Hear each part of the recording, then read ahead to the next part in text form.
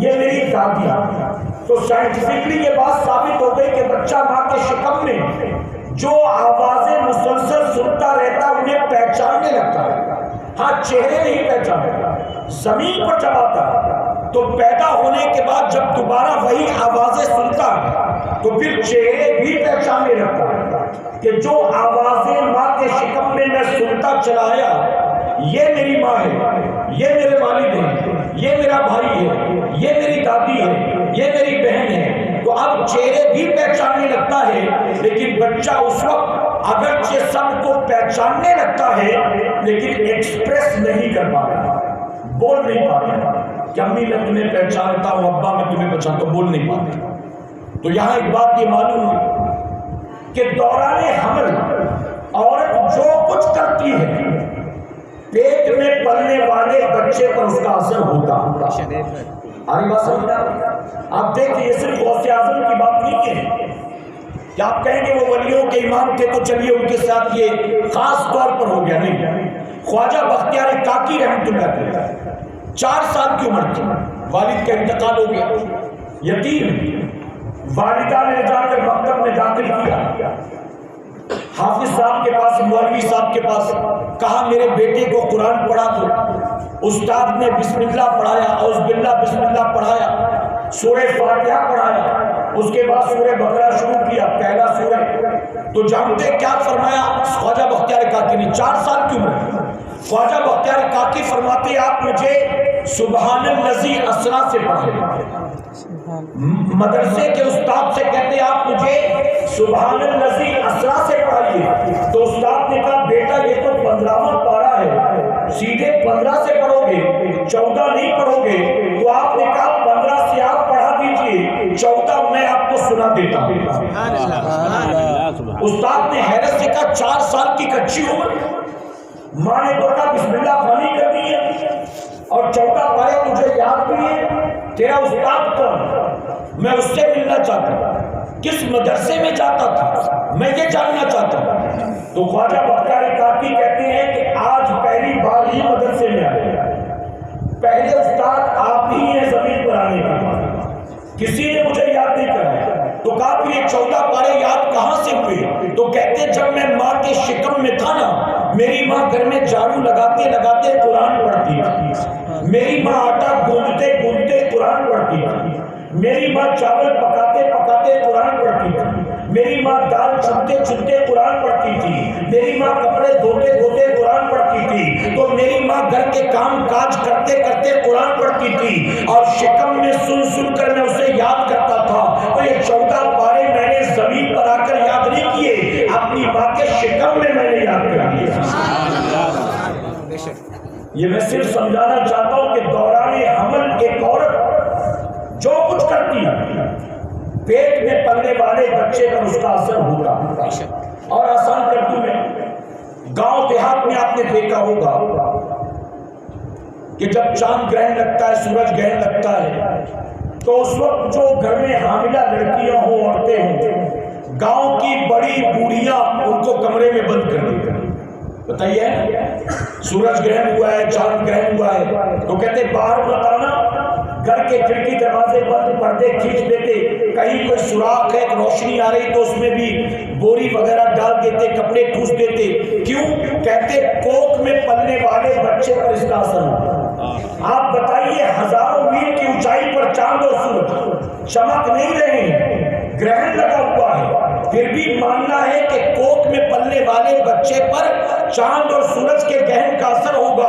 آپ بتائیے ہزاروں میل کی اونچائی پر موجود چاند اور سورج کو گرہن لگ جائے تو گود میں نہیں بلکہ کوکھ میں موجود بچے پر اس کا اثر ہوتا ہے. اب وہی عورت دوران حمل اگر بتائیے 6 مہینے 8 مہینے 9 مہینے روزانہ بیٹھ کر 2-4 فٹ کی دوری پر ٹیلی ویژن کے سامنے سیریل دیکھ رہی ہے، ویب سیریز دیکھ رہی ہے، ڈرامے دیکھ رہی ہے، فلمیں دیکھ رہی ہے، گانے سن رہی ہے، یا رات رات پر یوٹیوب پر لگی ہے، یا ٹک ٹاک دیکھ رہی ہے، یا اس کی ریل اسٹوری انسٹاگرام دیکھ رہی ہے، تو کیا کوکھ میں پلنے والے بچے پر اس کا اثر نہیں ہوگا؟ اور آسان کر دوں، مجھے نہیں پتا کہ خواتین میری آواز سن رہی ہیں، وہ اچھا پردے کا اہتمام یہاں موجود ہے الحمدللہ، اور جو آپ کے گھر سے نہیں آئی ان تک یہ میرا پیغام پہنچائیے. میں کتابی باتیں نہیں بتا رہا ہوں، پریکٹیکلی لائف میں جو چیزیں ہوتی ہیں آپ نے غور نہیں کیا ہو. ایک لڑکی حمل سے ہوتی ہے، پریگننٹ ہوتی ہے، تو ڈاکٹر کہتے ہیں کہ جب تیسرا مہینہ شروع ہوگا نا تو یہ انجیکشن شروع کرنا پڑے گا، دوسرے مہینے سے یہ گولیاں شروع کرنی پڑیں گی، یہ دوائیاں لے جائیے صبح شام اس کو کھانا.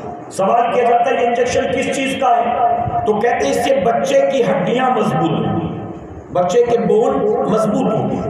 یہ گولی کس چیز کی ہے؟ اس سے بچے کا برین اچھا ہوگا، ذہن اچھا ہوگا، بچہ ذہین ہوگا، اس سے بچے کی اسکن اچھی ہوگی. بتائیے ہے کہ نہیں؟ عورت کو، لڑکی کو جو ماں بننے والی، ڈاکٹر انجیکشن دے رہا ہے، دوائیاں دے رہا ہے، کہتا ہے یہ انجیکشن لو اس سے بچے کو فائدہ، یہ گولیاں لو اس سے بچے کو فائدہ. اب بتائیے بچہ ماں کی کوکھ میں ہے، انجیکشن گولیاں ماں کھا پی رہی ہے، اور فائدہ کس کو ہو رہا ہے؟ جی بچے. یہ تو کوکھ کی بات ہے. اب بچہ پیدا ہو گیا، ڈلیوری ہو گئی. ڈلیوری کے بعد وہی لڑکی جس کو کولڈ ڈرنک بہت پسند تھا، ٹھنڈا پانی ہی پیتی تھی، آئس کریم بہت پسند تھا اس کو، ڈلیوری کے بعد جب اس کی گود میں دودھ پیتا بچہ ہے تو کہتی نہیں میں آئس کریم نہیں کھاؤں گی، میرے بچے کو سردی ہو جائے گی. ہوتا ہے کہ نہیں ہوتا؟ نہیں میں کھٹا نہیں کھاؤں گی، میرے بچے کا پیٹ خراب ہو جائے گا. میں نے پچھلی بار کھایا تھا اس کو الٹی شروع ہو گئی، میں نے اس سے پہلے تیز کھایا تھا اس کو لوز موشن شروع ہو گیا، پیٹ خراب ہو گیا. ہوتا ہے کہ نہیں ہوتا؟ اب بتائیے دوائیاں ماں کھا رہی ہے، بچے کو اثر ہو رہا ہے. آئس کریم ماں کھا پی رہی ہے، بچے پر اثر ہو رہا ہے. تو جب ماں کے کھانے پینے کا کوکھ میں، گود میں موجود بچے پر اثر ہوتا ہے تو کیا بچے پر ماں کے اخلاق و کردار کا اثر نہیں ہوتا ہے؟ اس کی سیرت کا، اس کے اعمال کا اثر نہیں ہوتا ہے؟ اور یہی وجہ ہے مسلمانوں، جتنے اولیاء صوفیاء گزرے ہیں تاریخ انسانی میں، تاریخ اٹھا کر دیکھو، صرف ولیوں کے کمال مت دیکھو، اگر ان کو اللہ نے مقام بلند دیا ہے تو ان کے ماں باپ کا تقویٰ بھی دیکھیں، ان کے ماں باپ کی عبادتیں بھی دیکھیں، ان کے ماں باپ کی شب بیداریاں بھی دیکھیں. ہم یہ توقع رکھتے ہیں اولاد سے، اولاد نیک بن جائے، اولاد نیک بن جائے. ہم اپنے آپ کو نیک بنانے کی کوشش نہیں کرتے. ابا بیٹھ کے ورلڈ کپ دیکھیں گے، امی بیٹھ کر بگ باس دیکھیں گی، اور اولاد سے توقع ہے کہ نمازی بن جائے. ظہر کی اذان ہو گئی، نماز نہیں پڑھا تو نے، آپ تو بیٹھ کر ورلڈ کپ دیکھو گے اور بیٹا جائے گا نماز پڑھنے کے لیے. ہے بتاؤ پاسبل ہے؟ ہوگا. میرے پیارے آقا کے پیٹوان سلطان الہند خواجہ غریب نواز جب آپ چلے تھے مدینہ منورہ سے ہندوستان کے لیے، ابھی یہاں پہنچے بھی نہیں تھے، آپ کے ہاتھوں پر 1,00,000 لوگوں نے اسلام قبول کر لیا. ابھی ہندوستان کی سرحد میں داخل نہیں ہوئے، 1,00,000 لوگوں نے کلمہ پڑھ لیا. اپنی والدہ کو خط لکھ کر کہا امی اللہ نے بڑا کرم فرمایا، ابھی تو میں ہندوستان پہنچا نہیں ہوں، تقریباً 1,00,000 لوگوں نے ابھی تک میرے ہاتھوں پر اسلام قبول کر لیا.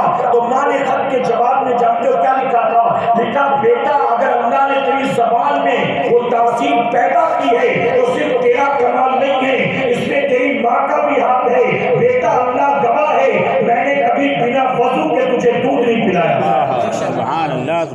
مائیں وضو کر کے دودھ پلاتی تھی نا تو معین الدین چشتی جیسے بیٹے سلطان الہند بن جاتے، ٹیپو سلطان جیسے بیٹے شیر محصول بن جاتے جب مائیں وضو کر کے دودھ پلاتی تھی. اور جب مائیں آٹا گوندے ٹی وی کے سامنے بیٹھ کے، دال چاول چنے سبزی ترکاری کاٹے ٹی وی کے سامنے بیٹھ کے، ہر ایک کے گھر میں حیثیت کے مطابق ٹی وی لگا ہے، 32 انچ کا ہے، 56 انچ کا ہے، بعض لوگوں کے گھر میں انٹر کرو تو لگتا ہے پوری دیوار کی جگہ انہوں نے اسکرین لگا رکھا ہے.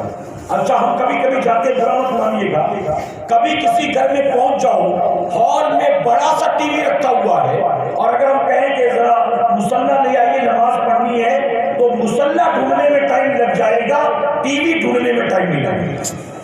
وہ نکلتے پھر مصلی ڈھونڈنے کے لیے، یہاں رکھا تھا کہاں گیا، وہاں تو نہیں رکھ دیا، پھر بیڈ روم میں جائیں گے، کچن میں جائیں گے، بیوی سے پوچھیں گے، بچوں سے پوچھیں گے.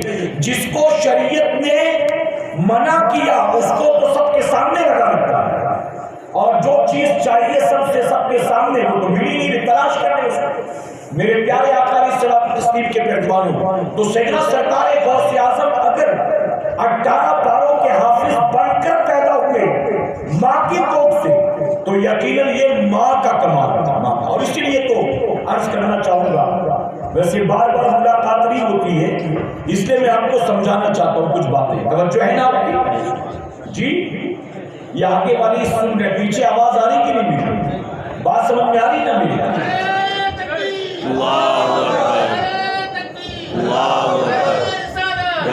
اسی لیے اللہ کے پیارے محبوب صلی اللہ علیہ وسلم نے فرمایا، توجہ سے سنیں آپ جہاں سے بات چلی تھی، اسی لیے میرے آقا صلی اللہ علیہ وسلم نے جناب ابو ہریرہ سے فرمایا کہ ابو ہریرہ جب دنیا والے نکلتے ہیں رشتہ تلاش کرنے کے لیے تو 3 چیزیں دیکھتے ہیں۔ پہلے حسب نسب دیکھتے ہیں، خاندان دیکھتے ہیں، ہم خان ہیں شیخ کی بیٹی ملا ہے، ہم شیخ ہیں انصاری کے یہاں بیٹی نہیں ہوئی، ہم سید ہیں خان پٹھان کے یہاں شادی نہیں کریں، تو حسب نسب دیکھتے ہیں، ہم شیخ ہیں تو شیخ سے کریں گے، خان ہیں تو خان سے، سید ہیں تو سید کو ڈھونڈیں گے۔ تو میرے نبی نے فرمایا کہ ابو ہریرہ سب سے پہلے لوگ حسب نسب دیکھتے ہیں، اس کے بعد لوگ مال دیکھتے ہیں، لڑکی کے باپ کا کاروبار کیا ہے، رہتے کہاں ہیں، بینک بیلنس ہے کہ نہیں، پلاٹ کتنا ہے، فلیٹ کتنا ہے، فیکٹری ہے کہ دکان ہے، کیا حیثیت ہے، یہ دیکھتے۔ تیسری چیز میرے نبی نے فرمایا پھر حسن و جمال دیکھا جاتا ہے، رنگ کیسا ہے، ہائٹ کیسی ہے، آئی بروز کیسی ہے، گال کیسی ہے، بال کیسی ہے۔ میرے آقا نے فرمایا ابو ہریرہ دنیا والے یہ 3 چیزیں دیکھتے ہیں، تو یہ 3 چیزیں سب سے بعد میں دیکھنا، سب سے پہلے دین داری دیکھنا۔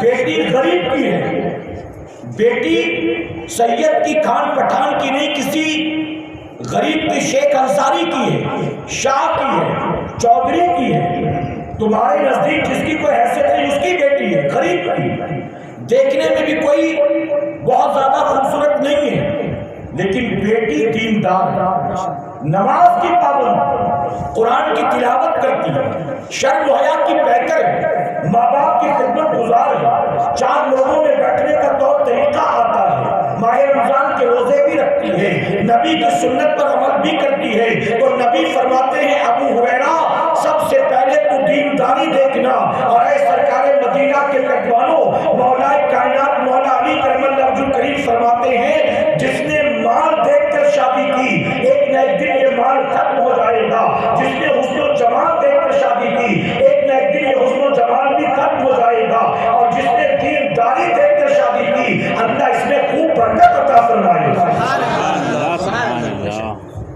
اگر دینداری دیکھ کر لڑکی لاؤ گے نا گھر، تو آنے والی لڑکی گھر کو مہابھارت کا میدان نہیں بنائے گی، جنت کا نمونہ بنا دے گی۔ ورنہ پتہ چلا آئی بروز دیکھ کر، انگریزی دیکھ کر، کٹے ہوئے بال دیکھ کر، لپسٹک دیکھ کر، نیل پالش دیکھ کر اس کی شادی کی آپ نے، تو آنے کے 1 ڈیڑھ 2 مہینے کے بعد اپنے شوہر کو ساتھ لے گی اور کہے گی تیرے ماں باپ اپنا سمجھے، چل ہم اپنی زندگی دیکھیں گے۔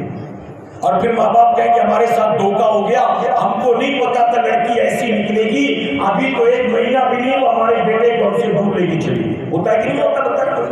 اچھا لڑکی کو بھی پتا ہے، لڑکی بھی جانتی ہے کہ یہ جو مجھے بیاہ کر لائے نا یہ لوگ، یہ کوئی اور ہنر دیکھ کر نہیں لائے، میرا رنگ دیکھ کر لائے، میرا چہرہ دیکھ کر، میرا حسن دیکھ کر، میرے جلوے دیکھ کر، میری ادائیں دیکھ کر۔ تو جب لڑکی کو پتا ہے کہ میرے حسن جلوے سے، میرے رنگ سے، میرے قد سے، میرے چہرے اور میرے ناک نقشے سے میری ساس متاثر ہے، میرا سسر متاثر ہے، میری ننند متاثر ہے، میری جیٹھانی متاثر ہے، جب سب کے سب اس چیز کو دیکھ کر خوش ہیں تو پھر انہی چیزوں کا جال اپنے شوہر پر ڈالتی ہے، اور پھر شوہر کا کیا حال ہوتا ہے؟ ارے جس کے حسن و جمال میں پورے سسرال والے جس کے حسن و جمال کے قیدی تھے، اب کیا بتائیے شوہر اس بیوی کا غلام نہیں بنے گا؟ جب اس نے سسر کو متاثر کر لیا، ساس بھی خوش ہے، اور ہمارے یہاں کمپٹیشن ہوتا ہے، ہمارے یہاں کوشش یہ ہوتی ہے ایسی بہو بیاہ کر لاؤں گی پورے خاندان میں اتنی خوبصورت کسی کی بولی ہو، ایسی بات. اور برا مت مانی، ہماری بہنیں سن رہی ہیں تو ان کو بتا دوں، میں نے کہا بار بار تو آنا ہوتا نہیں، تو آج یہ بھی سمجھا دوں. آج کہیں کسی کی بیٹی دیکھنے جاتے ہیں نا، کسی کی بیٹی، تو 4 5 6 عورتیں جاتی ہیں. ماں بھی جا رہی ہے، بابی بھی جا رہی ہے، آپا بھی جا رہی ہے، پھوپھی بھی جا رہی ہے، کالا بھی جا رہی ہے. 6 7 8 عورتیں جاتی لڑکی دیکھنے.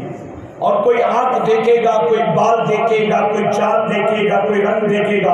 اور میرے پیارے آقا کے پیروانوں، یہ 8 لوگ جو بیٹھتے نا، ایسا لگتا ہے بیوٹی کانٹیسٹ کا پینل بیٹھا ہوا ہے. یہ اپنے گھر کے لیے بہو ڈھونڈنے نہیں آئے، اس کو مس یونیورس کے کانٹیسٹ کے لیے بھیجنے والے ایسے بیٹھتے ہیں.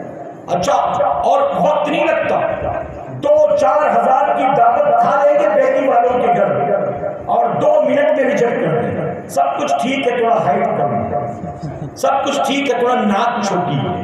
بتائیے ہے کہ تمہاری بیٹی بہت اچھی ہے لیکن ہمارے بیٹے کے ساتھ میچ نہیں کھاتی، یہ کہتے ہیں، یہ کہتے ہیں. ابھی برا مت مانیے، کبھی کبھی میں کہتا ہوں کہ جس طرح سے آپ جانچ پرکھ کر شادیاں کی جاتی ہیں نا، یہ جو 8 عورتیں جاتی ہیں دیکھنے کے لیے، یہ جانے سے پہلے کاش ایک بار آئینے میں اپنی بھی شکل دیکھ کر چلے جائیں. دوسروں کی بیٹیوں میں نقص اور عیب نکالنے والیاں، میں کہتا ہوں تھوڑی دیر کے لیے سوچ لو کہ جس کی بیٹی دیکھنے آئی ہو، یہ پرائے کی بیٹی نہیں ہے، تمہاری بیٹی ہے. اور پھر اپنی بیٹی میں ذرا نقص نکال کر دیکھو، تمہیں اپنی نقص اور عیب والی بیٹی میں سرخاب کے پر نظر آتے ہیں، اور دوسروں کی بیٹیوں میں چند سیکنڈ میں عیب نکال دیتی ہو، اور کھا پی کے مزے سے 2-4 ہزار کی دعوت ریجیکٹ کر کے انکار کر کے چلی آتی ہو. ایک لڑکے کے لیے 8-8 10-10 گھروں میں جاتی لڑکیاں دیکھنے کے لیے، یہ بھی پسند نہیں، وہ بھی پسند نہیں. جانتے صاحب مجھ سے کہنے لگے، میں جتنی بھی لڑکی دیکھتا ہوں، میری خالہ دیکھتی، چاچا دیکھتے، ماموں دیکھتے، امی سب کو ریجیکٹ کر دیتی، امی کو کوئی پسند ہی نہیں آتا. میں نے کہا امی کو کہتے تھوڑی دیر اور کچھ دن اور صبر کر لیں، امی جو ڈھونڈ رہی وہ تو جنت ہی میں ملنے والی ہے، تو بھی صبر کر لے. امی کو بول، وہ بھی انتظار کر. امی جو ڈھونڈنے زمین پر نکلی وہ جنت ہی میں ملنے والی، یہاں تو نہیں ملی. کبھی کبھی ہم کو لوگ کہتے ہیں حضرت کوئی امام ہوگا تو بتائیے. ہم کہتے ہیں کیسا چاہیے، تو پھر بتاتے وہ ایسا ہونا چاہیے، ایسا ہونا چاہیے. یعنی حافظ ہو تو بہت اچھا، بیان اچھا ہونا چاہیے، اچھا قرات بھی اچھی ہونی چاہیے، لوگوں کی تربیت بھی کرنا ہے، بچوں کو مکتب بھی پڑھانا ہے، اچھا مسجد کی دیکھ ریکھ بھی کرنا ہے، پھر ان کو نکاح بھی پڑھانا ہے. اس طرح سے وہ گناتے ہیں. تو میں کہتا ہوں یار آپ کو امام کے طور پر، آپ کو امام نہیں چاہیے، آپ کو تو خضر علیہ السلام چاہیے. وہ میں کہاں سے لے کر آپ نے جتنا وہ جو آپ نے کرائٹیریا سیٹ کیا ہوا ہے نا، یہ حساب سے تو ملنے والا نہیں ہے. معاف کرنا، میں تلاش نہیں کر سکتا. میرے پیارے آقا کے پیروانوں، تو بہرحال میرے نبی، میرے آقا صلی اللہ علیہ وسلم نے سب سے پہلے فرما دیا، اب آپ جو بیٹی بیاہ کروائیں، ظاہر ہے کہ یہ لڑکی آنے والی، آپ کی آنے والی نسلوں کو یہی آگے بڑھانے والی، یہی بڑھانے والی ہے. تو وہ کیسی ہونی چاہیے؟ وہ پڑھی لکھی ہونی چاہیے، دیندار ہونی چاہیے. بلکہ میں اپنی ماں بہنوں اور بچیوں سے کہتا ہوں، غوث اعظم اگر 18 پاروں کے حافظ بن کر پیدا ہوئے تو باپ کا کمال نہیں تھا، اس میں ماں کا کمال تھا. خواجہ بختیار کاکی 14 پاروں کے حافظ بن کر پیدا ہوئے تو باپ کا کوئی عمل دخل نہیں تھا، بلکہ ماں کا کمال تھا. اچھا، باپ کا عمل دخل یہ تھا کہ وہ باپ بھی نبی کے فرما بردار تھے کہ جنہوں نے حسن و جمال نہیں دیکھا تھا، دین دیکھ کر شادی کی، قرآن دیکھ کر شادی کیا. بلکہ آپ نے سنا ہوگا غوث اعظم کے والد کا جب رشتہ لگا تھا کن حالات میں، تو لڑکی کے باپ نے کیا کہا؟ لڑکی کے باپ نے کہا میری بیٹی انگی ہے، میری بیٹی بہنگی ہے، میری بیٹی لولی ہے. یہی کہا تھا نا. یہ نہیں کہا میری بیٹی بہت اچھا کھانا بناتی ہے، میری بیٹی گانا بھی بہت اچھا گاتی ہے، میری بیٹی میک اپ بھی بہت اچھا کر لیتی ہے. یہ کچھ نہیں. آپ ذرا سوچیں وہ کیسے باپ تھے جن بیٹیوں میں کوئی عیب نہیں ہوتا تھا، وہ باپ بیٹیوں کے عیب گنایا کرتے تھے. اچھا، جتنی چیزیں گنائی گئی تھی ان میں کوئی چیز تھی؟ اندھی تھی، بہری تھی، گونگی تھی؟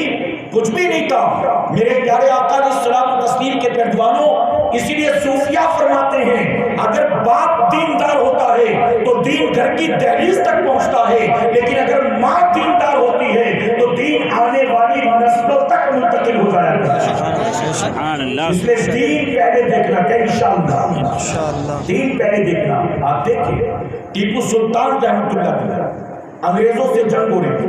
آپ کو شاید پتہ نہیں، میں اپنی قوم کے جوانوں کو بتا دوں، یہ جو جنگی آزادی ہے نا، انگریزوں کے ساتھ جو جنگ ہوئی ہے، اس کے 3 الگ الگ فیسز ہیں، 3 الگ مرحلے. انگریزوں کے خلاف ہندوستان میں سب سے پہلے اگر کسی نے تلوار اٹھایا تو وہ شیر محسود ٹیپو سلطان رحمۃ اللہ علیہ. سب سے پہلے کسی راجپوت نے، کسی راجہ مہاراجا نے، کسی مراٹھے نے، کسی نے بھی سب سے پہلے ٹیپو سلطان رحمۃ اللہ علیہ نے انگریزوں کے خلاف تلوار اٹھائی. یہ فرسٹ فیز ہے. سیکنڈ مرحلہ جب انگریزوں کے خلاف علماء اہل سنت نے بغاوت کی اور جہاد کا فتویٰ دیا، 1857 جنگ آزادی، جس میں علماء اہل سنت نے انگریزوں کے خلاف جہاد کا فتویٰ دیا. نتیجہ یہ ہوا کہ کشمیر سے لے کر کنیا کماری تک کوئی پیڑ ایسا نہیں تھا جس پیڑ پر مسلمانوں کو پھانسی پر نہ لٹکایا گیا. گوگل پر سرچ کریں، آج بھی آپ کو امیجز مل جائے گا. ہر پیڑ کی شاخ پر مسلمانوں کو اور خاص طور پر علماء کو پھانسی پر لٹکایا گیا تھا. توپ کے منہ سے باندھ کر اڑا دیا گیا. انڈمان نکوبار میں بھیج کر کالا پانی کی سزا دے دی گئی. یہ سیکنڈ فیز. اور تھرڈ فیز جنگ آزادی کا. اسی تھرڈ فیز میں ملک آزاد ہوا، جس میں گاندھی جی تھی، سردار پٹیل، نہرو، بھگت سنگھ، سکھ دیو، راج گرو، یہ سارے لوگ تھے. میرے پیارے آقا کے پیروانوں کو تھرڈ فیز میں ملک آزاد ہوا 1947 میں.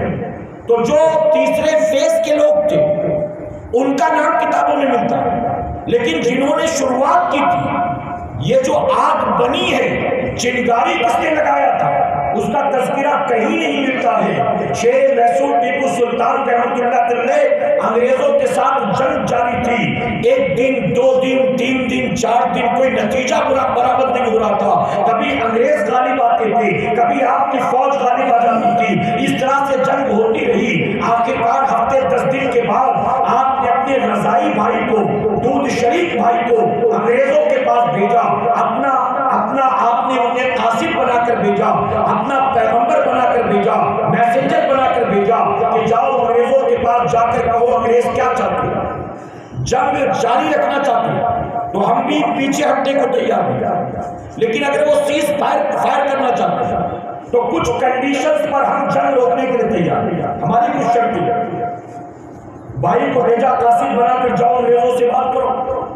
2-4 گھنٹے کا کام تھا، لیکن بھائی گیا واپس نہیں آیا.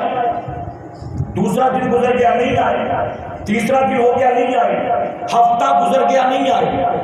اب پریشان کہ آخر میرا بھائی گیا تھا، میرا میسج لے کر لوٹا کیوں نہیں؟ ایک طرف جنگ جاری ہے، دوسری طرف بھائی گیا تو لوٹا نہیں. اب چاروں طرف افواہیں پھیلنے لگی، غلط افواہیں. کیا لوگ آ کر کہنے لگے ٹیپو اپنے بھائی کے واپس آنے کا انتظار مت کر، تو نے بھیجا تھا اپنا قاصد بنا کر، لیکن وہاں جا کر وہ انگریزوں کا ایجنٹ بن گیا.